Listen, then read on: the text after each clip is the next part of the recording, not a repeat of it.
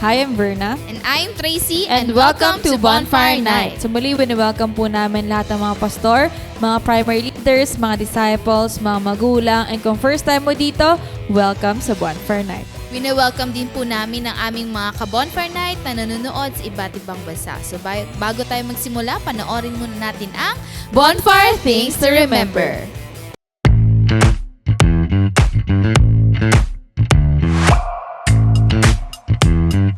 Here are your bonfire things to remember. Bring your notebook, Bible, and ballpen. Open your heart to the message. Hashtag Puspus Yarn. No unnecessary activities while watching. Hashtag multitasker. Wag ganon. Focus on the message through our speakers. No? Kasi kung makikita natin, ang gaganda ng promise. Ang gaganda ng Hashtag promise. focus ka lang. Invite and tag your friends. Be a blessing. Hashtag friendship goals. Engage by sharing your thoughts and leave comments below. Respond to the message and take action. Huwag kalimutan mga ka-bonfire ha. Paalam!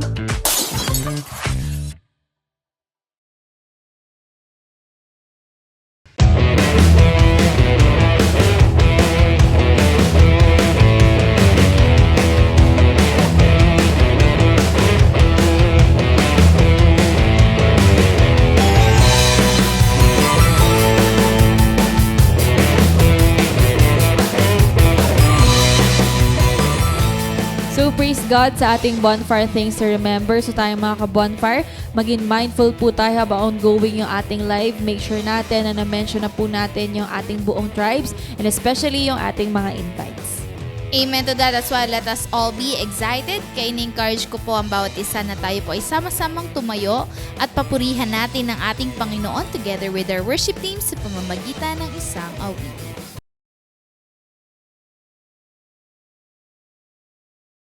Let it go, let's go. Shake up the way, let His freedom show. Let it go, let's go. Step into joy, let His spirit flow. We're alive, we're redeemed. God is here and He's our King. Let it go, let's go.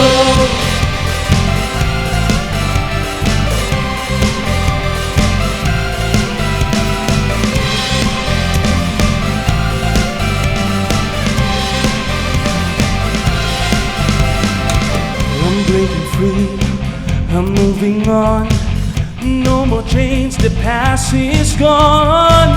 Hands wide open, ready to receive. God's got a future greater than I believe. No more fear, no more shame. I'm running forward in Jesus' name. Let it go, let's go. Shake up the way, let His freedom show.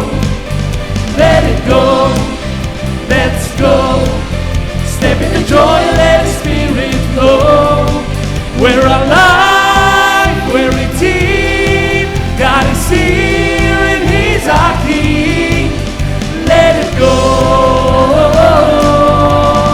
let's go.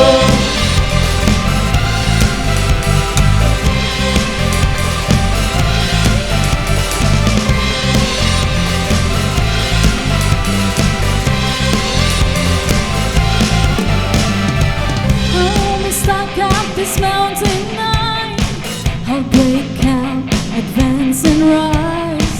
Faith is moving, I'm stepping out. God's got a plan, I'll sing it out. No more fear, no more shame. I'm running forward in Jesus' name. Let it go, let's go. Shake up the way, let His freedom show. Let it go, let's go. Step into joy, let His spirit flow. We're alive.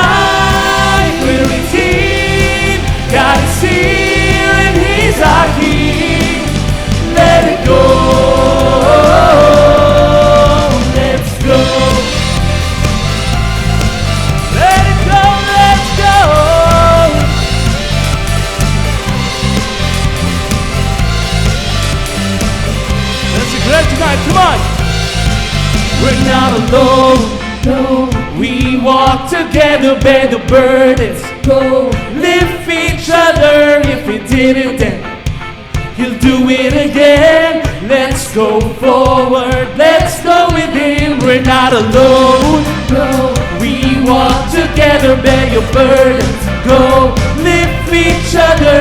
If we did it then, I know we'll do it again. Let's go forward. Let's go with Him. Yeah, let it go. Let's go. Shake up the way, let His freedom show. Let it go. Let's go.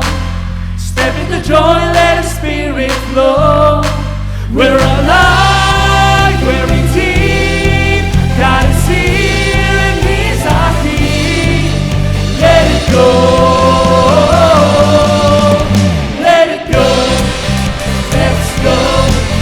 Take up the way, let His freedom show. Let it go. Let's go. Step into joy, let His Spirit flow. We're alive. We're redeemed. God is here. And He's our King. Let it go. Let's go.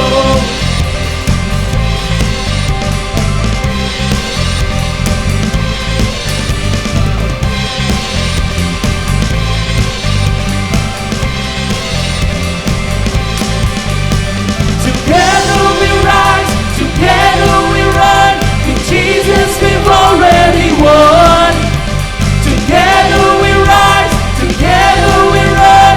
With Jesus we've already won. Together we rise, together we run. With Jesus we've already won. Let it go. Let's go.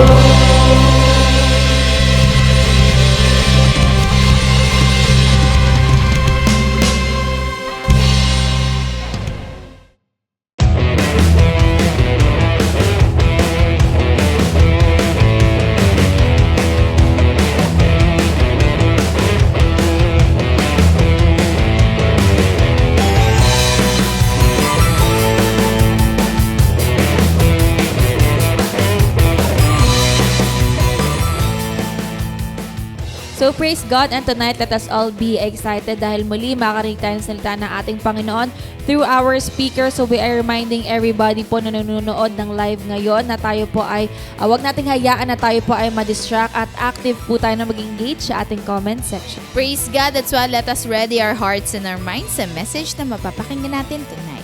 For our speaker, she is one of the primary 12 of CGS Las Piñas, a leader of leaders, one of the teachers of School of Leaders 1, head of worship team, and a missionary worker. Let's welcome Annalie Albino.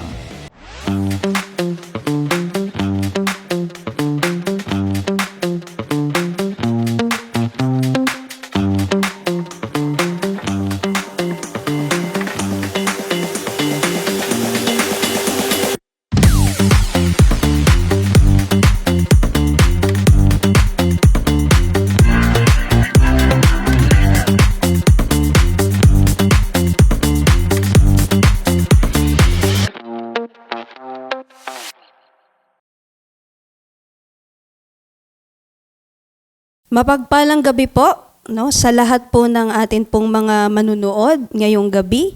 No, good evening po sa lahat po ng mga cell leaders, mga cell members po, sa lahat po ng mga disciples, sa lahat po ng ating mga butihing pastor at ang kanila pong mga may bahay, sa ating pong mga pastora.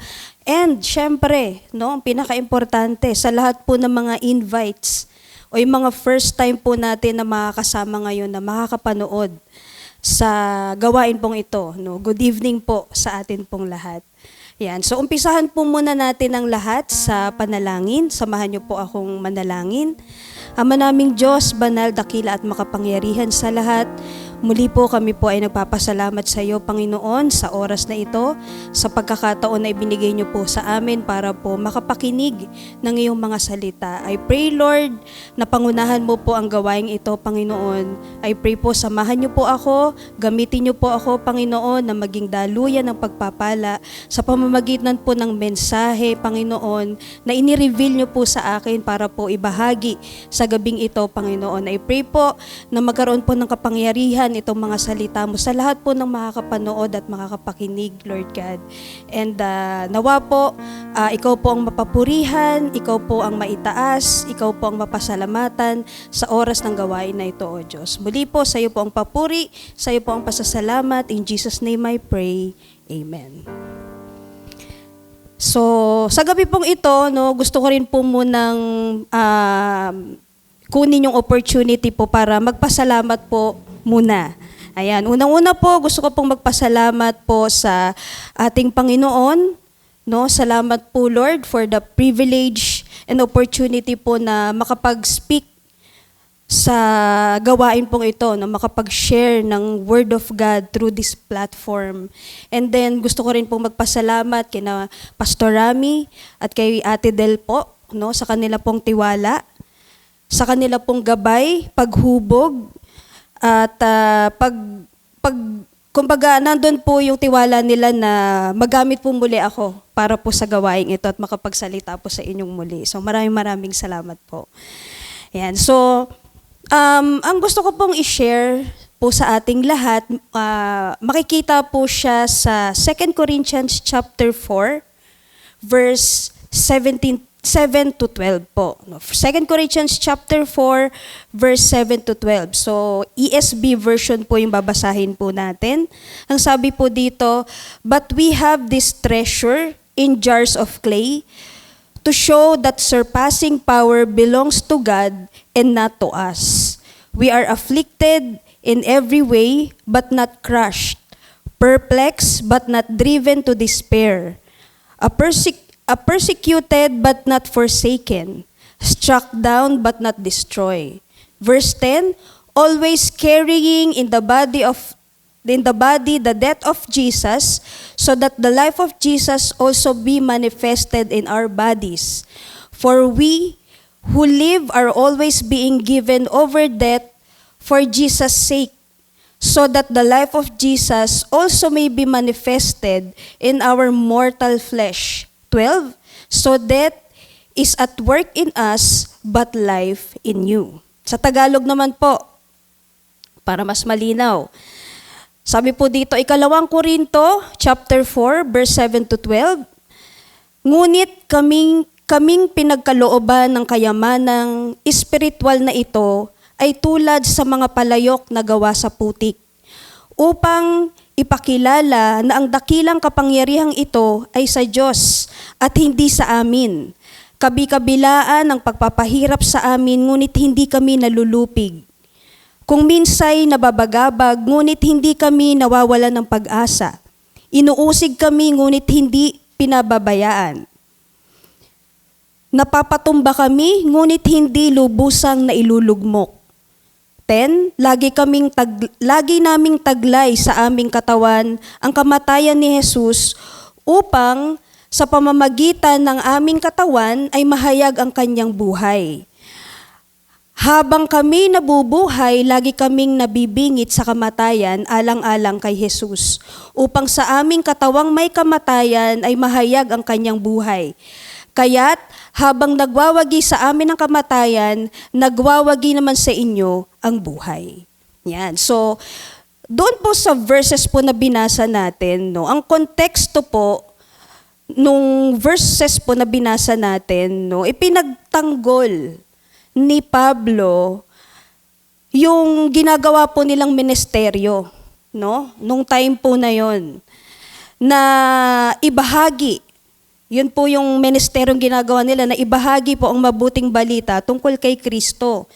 Kasi nga po inuusig sila, no? Pinupuna ng ibang kapwa nila Hudyo, ng mga Hintil, ng mga Romano at ng mga huwad na kasama nila, at kapwa din nila tagapagturo.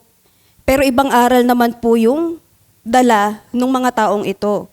no? So, yun po, no, kino-question po ng mga taong ito kung totoo ba silang lingkod ng Diyos, no? Na sabi po ng mga taong to, bakit kung totoong lingkod kayo ng Diyos, bakit napakarami ninyong dinadanas na persecution, paghihirap sa paglilingkod, no? Na para bang akala ko ba lingkod kayo ng Diyos, bakit ganyan yung dinadanas ninyo? Diba? So, yun po, dapat masaya lang. Diba? Dapat walang pressure kasi naglilingkod ka sa Diyos, diba? Diba? So, yun po. Pero sabi nga po ni Pablo, dinanas man po nila lahat, no? Nung lahat po ng paghihirap, o lahat po ng mga pressures na yon, they overcome it because of Christ. No? Para sa kanila, pressure is a blessing. Kasi naipapakita nito ang dakilang kapangyarihan ng Diyos sa buhay nila. Sinubok sila sa pamamagitan ng adversities para po ipakita kung sino ba talaga sila bilang lingkod ng Diyos. No, nabanggit din po ni Pablo yung clay o putik, no, na ginagamit ng isang magpapalayok para makagawa siya ng isang kagamitan o kagamit-gamit na bagay. Na yung putik po na yon, no, na nagamit ay pag hinawakan po ito ng magpapalayok, hindi naman siya bigla na lang paghawak ng magpapalayok, tuwing biglang nag-form na base. Diba? Nung paghawak ng palayok doon sa clay, biglang bigla na lang siyang naging baso o tasa. Diba? Hindi po. So ginagawa po ng magpapalayok, pagkahawak niya na yung clay, hinuhulma niya. Diba po? Hinuhulma niya. No? And then sinishape niya sa kung anong desire niyang gawin na gamit. No? Kung gusto niyang gawing vase, kung gusto niyang gawing baso, plato, palayok. Di ba po? So kapag hindi niya nagustuhan yung itsura nung hinuhulma niya, sinisira niya uli yun, binabalik uli niya sa dating forma ng pagkaputik. Di ba po? And then, huhulmahin niya ulit. Sisiguraduhin niya na mas maganda na. Di ba po? Yung na-create niyang pot o na-create niyang palayok o gamit. No? Katulad po ng sinabi sa Jeremiah 18, no? Na ang potter, hinuhugis niya yung clay. 'Di ba po? So, meaning, ang paghuhulma o paghuhugis sa clay needs pressure. 'Di ba po? It was pressed down. No? Talagang inaano siya. 'Di ba po? Talagang iniipit siya, no? Para talagang mahulma siya ng maganda. Ayan. So, ang keyword po natin, doon po sa bagay na pag-uusapan po natin is pressure. So, ang pamagat po ng ating pag-uusapan is, pressure reveals who you are. Yan. So, ano nga ba ang biblical meaning ng pressure? No? So, sabi nga po, in biblical meaning, pressure is tribulation or affliction. No? It represents life stress, trials, and outer hardship. No, so meaning, pressure is part talaga siya ng buhay ng isang mananampalataya o tagasunod ni Kristo. No? So, God uses these heavy circumstances to test us, no? To test our faith, to reveal our character, and to refine a believer's spiritual strength. No? So, yun po. So, paano? How? No? Paano nire-reveal ng pressure kung ano at sino ka o sino tayo bilang tagasunod ni Kristo? So, punta na po tayo sa first point po natin. No? Sabi po dito sa ating first point, pressure tests your faith. No? So yung pressure, sinusubok daw po nito ang ating pananampalataya o pananalig po sa ating Panginoon. Sino po dito yung napatanong? No, napatanong po ba kayo na kung bakit kung kailang mas nakilala mo si Jesus o parang ginagamit ka na sa kaluwalhatian ng ating Panginoon, bakit parang lalong dumadami yung mga pagsubok? Sino po bang nakakaranas dito niyan? O nakapagtanong po kayo? No, bakit kung kailan namang naglilingkod na ako sa Panginoon? No, bakit kung kailan namang nakilala ko na ang Lord? Bakit parang mas lalong dumami o mas lalong bumigat yung mga pagsubok sa buhay ko? Kasi po, part yan. No? Part po talaga yan ng pagkakaroon natin ng relasyon sa Panginoon. Kasi gustong makita ng Lord kung totoo bang nasa Kanya ang tiwala natin at pananampalataya natin sa Kanya, mga kapatid. No? So tulad ni Pablo, no, at saka ng iba pang alagad ni Kristo, sila po yung isa sa mga perfect example na they are pressured in serving God. No? So naranasan nilang kinulong, na-torture, natuklaw ng ahas, no, dahil sa pangangaral ng salita ng Diyos, nagutom, nasira yung barkong sinasakyan. Diba po? So lahat yun, naranasan ni Pablo o ng iba pong mga alagad pa ng ating Panginoong Hesukristo dahil sa pagsunod nila sa pangangaral ng salita ng Diyos. No? Even si Job, no? Si Job, he endured deep and sudden loss at saka physical pain. No? So Job was tested by suffering. Si Abraham at saka si Sarah, no? They are also tested on delay. No? Pinag-antay sila ng Lord bago ma-fulfill yung promise sa kanila ng Lord na magkakaroon sila ng anak at yung anak nila na yon ang magpaparami ng kanilang lahi. 'Di ba? Ang mga Israelita sa ilang, they are tested in God's provision. Kung sila ba ay totoong nakadepende sa Panginoon. No? And lahat po sila na-endure, nakapagtiis po sila at nalampasan po nila lahat yon dahil it is God who upholds and sustain them. Diba?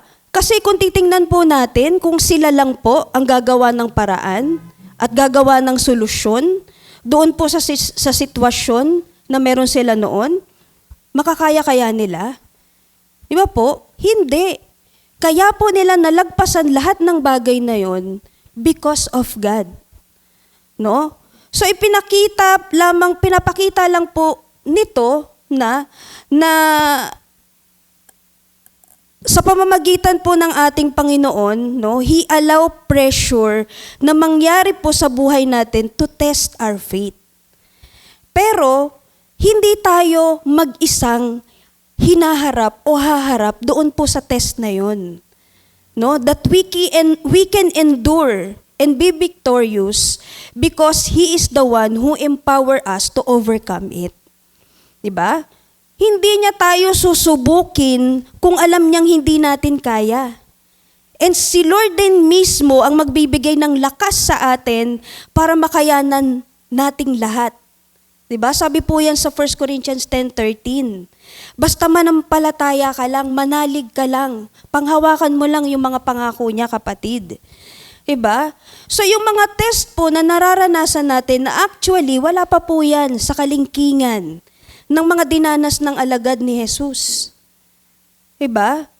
Pero ang dami ng sumuko, ang dami ng sumusuko, at pinili nilang bumalik sa dating buhay nila dahil hindi nila kinaya yung pressure, no? Yung persecution, yung test of delay, yung test of provision, yung test of suffering.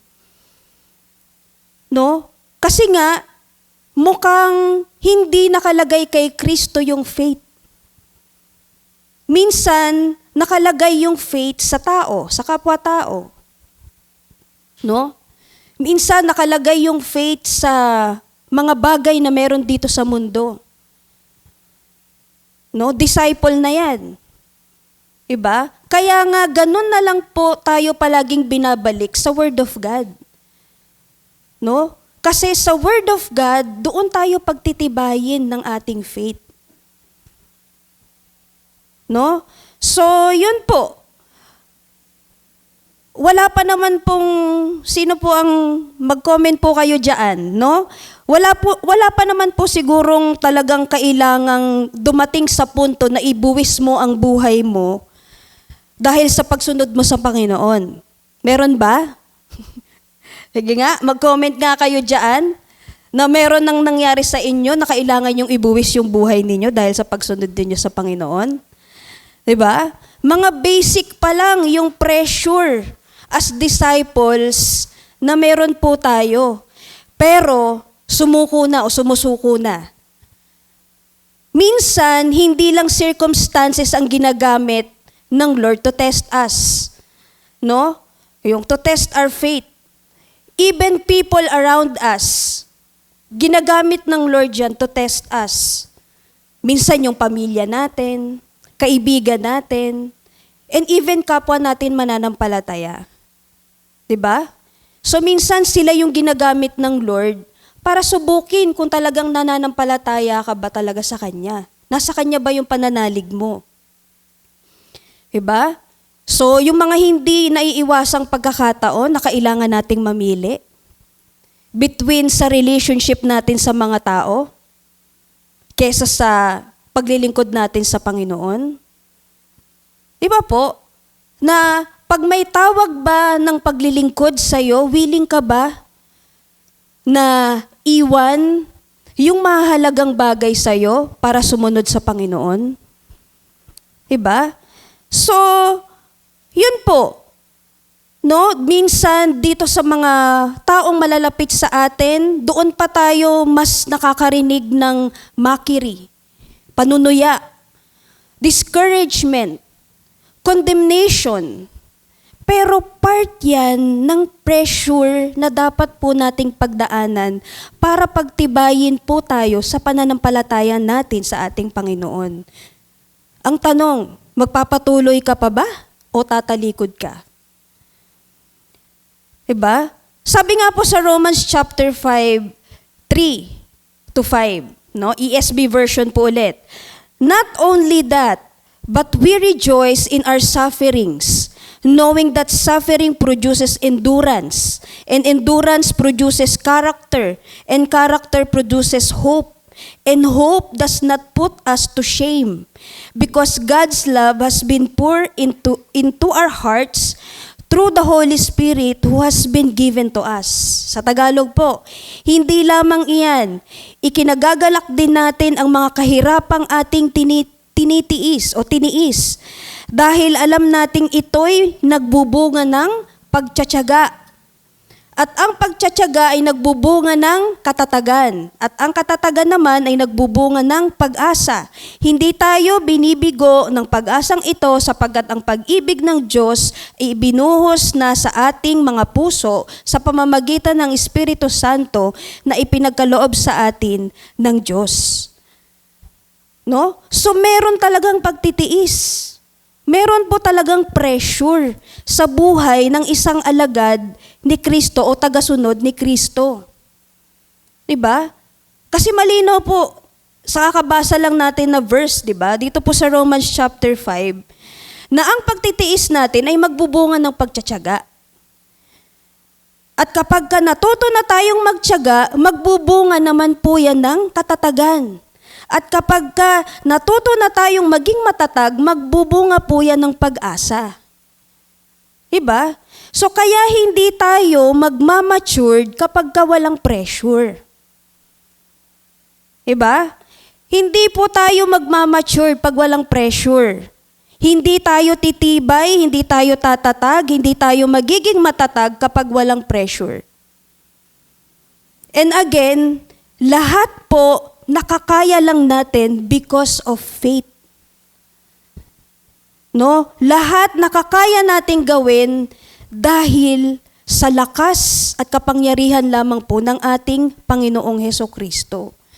'Di ba? Naniniwala tayo na makakaya nating mapagtagumpayan ano pa man yung hardship, yung adversities na dadating sa buhay po natin dahil pagtatagumpayin tayo ng Diyos. 'Di ba? At dahil po sa tagumpay na yan, yan din po yung gagamitin natin para maging patotoo sa iba. 'Di ba? So, kaya hindi natin maakay yung mga mahal natin sa buhay kasi nakikita nila yung buhay mo talunan. 'Di ba? Hindi testimony yung buhay mo sa kanila. Kasi hanggang ngayon, tsismosa ka pa din. Hanggang ngayon, naglalasing ka pa din. Hanggang ngayon, nagsusugal ka pa din. Hanggang ngayon, magagalitin ka pa din. Diba? Hanggang ngayon, puro panunumbat pa rin yung naririnig sa'yo kasi bitter ka pa din.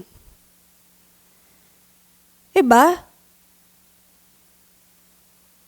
So yun po. So paano natin sila maaakay kung hindi yung character ni Jesus ang nakikita sa'yo? Paano natin sila madadala sa Panginoon kung ikaw mismo hindi nahuhubog dahil sa faith na meron ka? 'Di ba? Kaakibat po ng faith natin is transformation. Hindi po pwedeng may pananampalataya at pananalig ka kay Lord pero walang nakikitang transformation sa'yo. 'Di ba?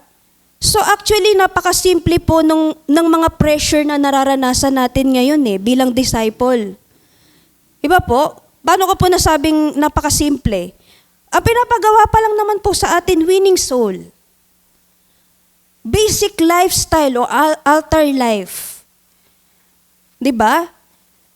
So yun nga po hindi pa naman po tayo dumating sa punto na pinagbantaan yung buhay mo dahil sa pag-share mo ng gospel. 'Di ba? Hindi pa naman po dumating sa punto ng buhay mo na dahil sa pag-OVE mo, tinutukan ka ng barel. 'Di ba? Hindi ka pa naman po natuklaw ng ahas o nakulong dahil sa pag-share mo ng gospel. 'Di ba? So kung dinanas mo man po ito, natutukan ka ng barel, natuklaw ka ng ahas, 'di ba? Nakulong ka dahil sa pag-share mo ng gospel, praise God. Marami pa 'yan. Paghandaan mo pa. 'Di ba? Kasi marami pa 'yan. Kaya po praise God sa buhay mo, kapatid, kung nadanasan mo na ang lahat ng bagay na yan. Pero again, madami pa yan. At siguradong mapagtatagumpayan mo pa yan dahil it is God who will work in you and strengthen you. He will be the one who sustain you and protect you. Diba? Kasi kung hindi, wala ka na ngayon dito sa mundo. Diba? So, yun po, pressure will test your faith para mas lalo kang patatagin at palakasin sa pananampalataya mo, pananampalataya natin sa ating Panginoon. Pangalawa po, pressure shapes and reveals your character. So, yung pressure daw po, ang huhugis, huhulma, at magpapakita ng totoong pagkatao po natin. So yung Romans 5:3-5, tinutukoy din po doon is yung mga character, right? Yung character po na iyon ang magpuproduce sa'yo kapag ka may pinagdadaanan kang pressure. Yun yung mapuproduce sa yung mga character kapag ka may pinagdadaanan kang pressure dahil sa pagsunod mo sa Panginoon. Like yung endurance, dahil sa pagtitiis mo, kumbaga yung firmness at saka stability, kapag patuloy na naging matatag ka sa gitna ng pressure, So kapag walang pressure, paano madedevelop sa atin ang Christ-like character? 'Di ba? Na katulad ng sinasabi sa Galatians chapter 5, 22 to 23. Yung fruit of the Spirit. Yung love, yung joy, yung peace, yung kindness, yung goodness, yung faithfulness, yung gentleness, and self-control. Iba po? So, pressure will test and reveal our flaws. No? Ano pa ba yung mga kahinaan na meron tayo? Like, dito po sa ginagawa natin, no? Sa intentional discipleship na meron po tayo, meron ka ba bang fear? No? Ang fear is a God-given emotion. Pero kapag mali ang fear na meron tayo, it will paralyze us. 'Di ba? Naalala niyo po 'yan nung mga nakaraang message din ng ating mga kasamang speaker sa bonfire? No? Na kapag mali yung kinatatakutan natin o yung takot na meron tayo, yun yung dahilan bakit hindi natin magawa yung kailangan nating gawin. Diba? Takot ma-reject, takot mapahiya, takot maiwan. Diba? So yun po yung mga maling takot. Dapat yung takot na meron tayo is yung takot na mawalay tayo sa Panginoon. Yung takot na mawala yung presence ng Lord sa mga buhay po natin. Diba? Yun po yung tamang takot. Pero yung maling takot, yun nga, natatakot akong ma-reject, natatakot akong mapahiya, natatakot akong maiwan, natatakot akong maubusan ng laman yung bulsa ko. Diba? So yun po. No, sabi nga po sa 2 Timothy chapter 1 verse 7, sapagkat ang espiritong ibinigay sa atin ng Diyos ay hindi espiritu ng kahinaan ng loob, kundi espiritu ng kapangyarihan, pag-ibig at pagpipigil sa sarili. So bakit ka matatakot kung tama naman ang gagawin mo? Bakit ka matatakot kung ang gagawin mo naman ay gawain ng Diyos? Diba? Sabi din po sa kawikaan, no? Part po ng pag-shape sa atin ng ating Panginoon is to test us on fire. 'Di ba? Sabi nga po sa Proverbs or Kawikaan 17:3 at saka 27:21 po, no? Sabi po doon, fire test the purity of silver and gold, but the Lord test the heart. Dinadalisay sa apoy ang ginto at pilak, ngunit sa puso ng tao si Yahweh ang sumisiyasat. Diba? And sa 1 Peter chapter 1 verse 7, ang ginto po ay pinapadaan sa apoy upang malaman kung talagang dalisay siya. Diba? So, yun po. Kaya po hindi tayo dapat magulat bakit kailangang may pressure pagdating po sa pag-shape ng karakter natin. Kasi doon totoong lalabas kung sino ba talaga tayo. Diba? So part ng paghubog sa atin ng Panginoon, yung mga pressure na nararanasan natin habang tayo ay naglilingkod. Diba? So ang lahat po ng bagay na pinapagawa sa atin dito sa intentional discipleship, na meron po tayo sa church, ang basihan po ay salita ng Diyos. Tama po? Do you agree with me? Meron bang pinagawa ang leader mo sa'yo, o leader po natin, na wala pong basihan sa salita ng Diyos? Meron ba? Prove nyo po dyan sa comment section kung merong pinagawa sa inyo ang leader ninyo na wala pong basihan sa salita ng Diyos. Diba? Yung pagpe-pray, yung devotion, yung pag-attend ng mga gawain like cell group, yung simbahay, yung mentoring, yung conferences, yung process, hindi po ba yan sinasabi sa salita ng Diyos? Kung may sabihin po ako sa inyong mga Bible verse, diba? Na totoong sinabi yan sa salita ng Diyos na dapat pahalagahan natin bilang lingkod ng Diyos. Diba? Katulad ng sinabi sa Philippians chapter 4 verse 6 to 7. Na don't worry, tell God what you need with thankful heart, and His peace will guard your mind. Diba? Sa 1 Thessalonians 5:16-18, be joyful always, pray at all times, give thanks in every situation. Yung sinabi sa 1 Thessalonians 5:17, pray without ceasing. Diba? Yung devotion at saka meditating God's Word. Hindi ba sinabi sa salita ng Diyos yan? Diba?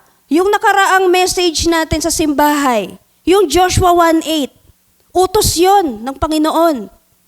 No? Hindi lang yon statement, utos po ng ating Panginoon sa atin. Diba? Na dilidilihin siya, basahin siya araw at gabi. No? And yung sinabi sa Psalms chapter 1 verse 2-3, ng isang tao na nagme-meditate araw at gabi ay katulad ng isang puno na nakatanim sa tabi ng batisan. Di ba? Yung cell group, no? At saka yung simbahay natin. Wala bang sinabi yan sa Word of God? Di ba? Na malinaw po sinabi yan sa Hebrews chapter 10:25, huwag nating pabayaan ang ating pagtitipon. Asan yung word na cell group? Yung mga ganyang mga tanong eh. Diba? Ano ba ang cell group? Pagtitipon siya, diba? Ano ba ang simbahay? Pagtitipon siya, diba? Yung mga mentoring at saka conferences at saka yung process natin, hindi ba nakalagay sa Word of God yan? Ano yung sinasabi sa Ephesians chapter 4:11-12? No? That the church should be equipped for the work of service to build up the body of Christ. Diba? So walang bagay na pinagawa sa atin nang hindi sakop ng salita ng Diyos. So yung iba, nape-pressure sa mga bagay na yan. Bakit? Diba? Bakit daw kailangang i-check? Bakit daw kailangang i-monitor? Diba? Bakit kailangan pang i-check? Bakit kailangan pang i-monitor? Hindi pwede bang ano na lang? No? Maniwala na lang sa sasabihin ko na, opo, nag-pray ako. Opo, nag-devotion ako. Diba? Hindi pressure ang checking at ang monitoring sa isang disciple ni Jesus Christ kung totoong sumusunod tayo, mga kapatid.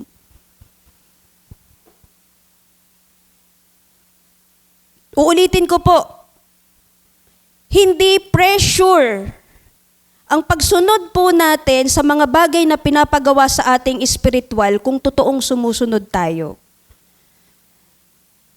Pressure talaga yan kapag ka isang upuan lang, tinapos mo yung 7 araw na devotion mo. Diba? Mapipressure ka kasi, anong oras na? Kailangan ko nang ipasa to kasi magagalit si leader. Ayan. Diba? Mapipressure ka talaga. Diba? Pressure talaga pag hindi mo naging lifestyle yan. No? Tapos sasabihin natin, pinipressure tayo ng mga leader natin, pinipressure tayo ng church. Ang totoo, hindi ka kasi sumusunod. Kaya ang dating sa'yo, pressure. No? Tapos ibibintang mo sa church. Naku, wag kayo dyan sa church na yan kasi pinipressure kayo. Diba? So, sinishape talaga yung character natin ng pressure. No? Kung hanggang ngayon, ma-pride ka pa din. Hindi ka willing na makorek at ma-rebuke. No? Kapag ka kinokorek ka, binabalikan mo yung nagkokorek sa'yo. Hindi ka nga lumalaban sa kanya ng harapan, pero nilalabanan mo siya ng patalikuran, no? Yung may sasabi, akala mo naman kung sino tong nagko-correct sa akin. Diba? Kapatid, ikaw yung kinokorek. For sure, yung nagko-correct sa'yo, kinorek din yan. At nagpatama yan. Nagpaayos yan. Kaya malakas ang loob niya na i-correct ka kasi naitama na siya. Diba? Kasi wala tayong lakas ng loob mag-correct kung alam mong hindi ka naman sumunod o ikaw mismo matigas ang ulo mo. Diba? Antibay mo naman kung alam mong hindi ka sumusunod tas ang lakas ng loob mo mag-correct. Buti na lang, gracious ang Lord, kung hindi, tinamaan na tayo ng kidlat. Diba? So katulad ka ba ni Pedro, na kahit ni-rebuke siya ni Jesus, handa pa rin siyang sumunod? O katulad ka ni Judas, pailalim kang tumira? Diba? So pressure will shape and reveals our character. No? Nasa kabila nung hardship na yon, ng pag-shape sa'yo, ng pagpuprone sa'yo para matanggal yung mga bad habits natin, yung mga masasamang ugali natin, you are willing to surrender and you are willing to obey pa rin. No? Kasi nga, gusto mong maitama ka. No? At nare-reveal kung sino ka talaga. No? Kung talaga bang ikaw ay moldable person o para kang squishy. No? Na ano lang, nababatak lang pero bumabalik pa rin sa dati. Di ba po? So number 3, pressure proves your commitment. No? Yung paglilingkod ba natin sa Panginoon, dahil ba yan ay naging routine mo na lang? No? Nakagawian na lang, nasanay ka na lang, nagawin siya. O ang ugat ng lahat, bakit mo ginagawa ang isang bagay? Dahil sa pagmamahal mo sa Panginoon. Diba? Kumbaga, yung level ba ng commitment na meron tayo, nakabase ba yan sa circumstances ng buhay mo? No? Na kapag ka-available ka, kapag ka-free ka, saka ka lang magsiserve. No? Saka ka lang masipag mag-serve. Pero kapag ka under pressure ka, 1, 2, 3, kanya-kanya na tayo, bye-bye na. Ganun ba? Diba? So sa gitna ng pressure, malalaman ang commitment natin, kapatid. Kung hindi ka ba takbuhin, no? Kung hindi ka ba atrasin. Diba? Sabi nga sa 1 Corinthians 15:58, kaya nga mga minamahal kong kapatid, magpakatatag kayo at huwag matinag. Maging masipag kayo palagi sa paglilingkod sa Panginoon. Dahil alam ninyong hindi masasayang ang inyong pagpapagal para sa Kanya. Diba? So meaning, may nakakakita man o wala sa bagay na ginagawa nating pang-espiritual o bagay na ginagawa nating paglilingkod sa Panginoon, may nakaka-appreciate man yan o wala, you stay faithful and committed in serving God. Diba? Kasi malinaw sa'yo, malinaw sa atin na hindi tayo naglilingkod sa tao lang. Diba? Ang pinaglilingkuran natin ay yung Diyos na may-ari ng buhay natin at lahat ng bagay na meron tayo. Diba? Kasi kapag ang motivation lang po ng commitment natin ay tao, no? Committed ako dyan kasi nandyan yung leader ko eh. Committed ako dyan kasi nandyan yung crush ko eh. Diba? Nandyan yung labidabs ko eh. Pero wala talagang ugat ng pagmamahal o connection sa Panginoon. For sure po, yung commitment na yan, mawawasak. No? For sure po, hindi tayo makapagpatuloy sa paglilingkod sa Panginoon. No?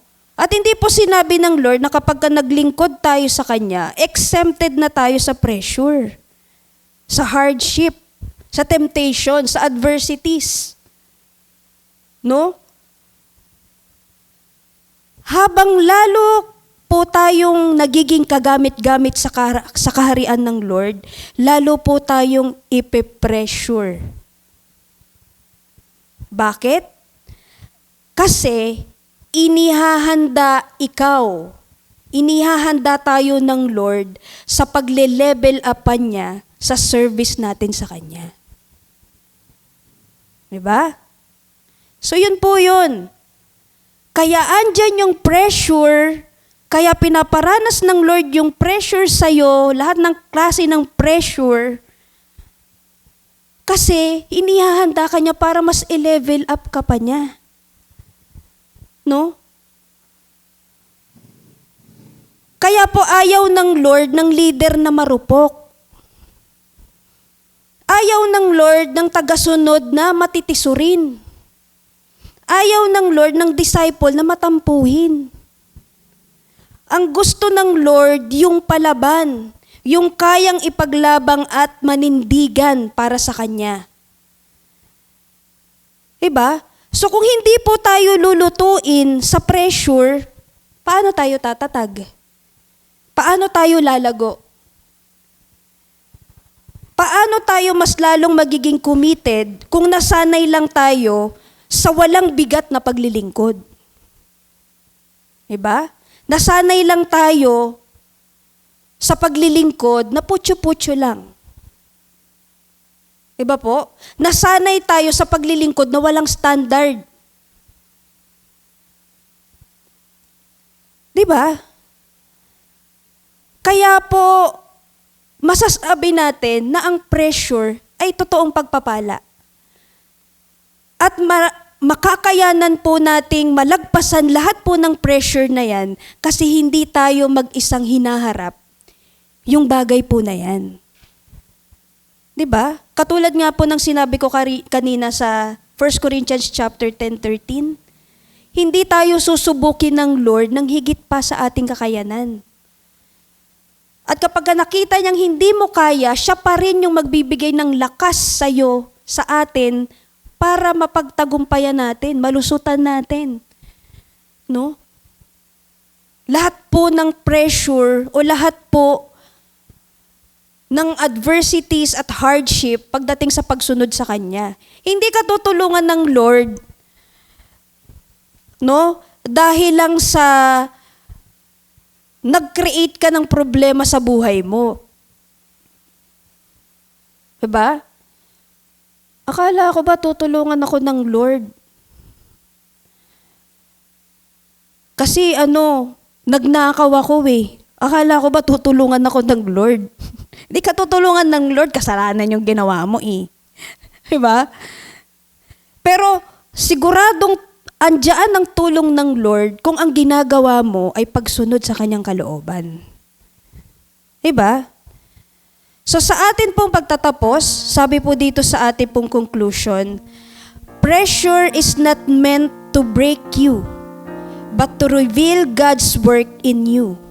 Through pressure, God tests your faith, shapes your character, and proves your commitment so that His power may be seen through your life. No? So dahil po diyan sa pressure, sa mga testings, no? Sa paghubog po sa atin ng Panginoon, magiging pagpapala po yan sa iba. Kapag na-overcome po natin lahat ng yan, no, yung pressure sa buhay po natin, magagamit po natin yan to testify God's power in our life. Diba? At mas effective po na gamitin, o isa po sa effective way na gamitin to share the gospel is our life testimony. Diba? Na maraming tao ang makaka-relate sa'yo at makikita na oo nga no, kasama pala talaga sa pagsunod sa Panginoon ang pressure, ang hardship. Pero dahil sa nakita ko dito sa kapatid ko na to, hindi ako matatakot na harapin yung pressure. Kasi siya nga nakayanan niya sa tulong ng Panginoon. Diba po? So, yun lamang po. Tayo po ay manalangin. So, let's close po in prayer. Yes, Lord, thank you, Father God. Maraming salamat po, Panginoon, sa iyo pong mga salita na muli po aming narinig. Salamat po, Lord God, dahil patuloy ka na nariyan sa tabi namin, Panginoon, upang pagtagumpayin po kami sa kabila po ng mga pressure na nararanasan namin dahil sa pagsunod namin sa iyo, Panginoon. Lord, I pray na ito pong mga kapatid ko na handang danasin at yakapin ng pressure, tulungan niyo po sila, Lord God. Ipakita mo na ikaw ay tapat sa iyong mga pangako, Lord God, na tinutupad mo lahat ng sinabi mo, Panginoon, na sa kabila ng mga adversities at hardship na kanila pong nararanasan, Lord God, inihahanda mo lamang po sila para i-level up ang buhay spiritual nila at i-level up ang personal lang buhay, Panginoon. Maraming salamat po, O Diyos. Pagpalain niyo po ang bawat isa. I declare and I pray for victory to each and everyone. Ito po ang aking samot dalangin. In Jesus' name I pray. Amen.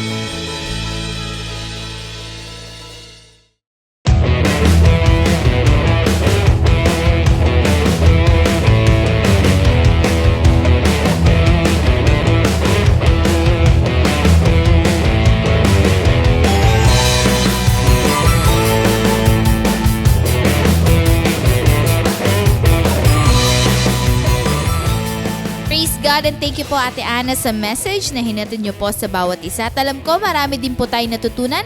That's why we encourage everyone na patuloy niyo pong i-post ang inyong mga takeaway lines sa inyong mga social media sites using this hashtags.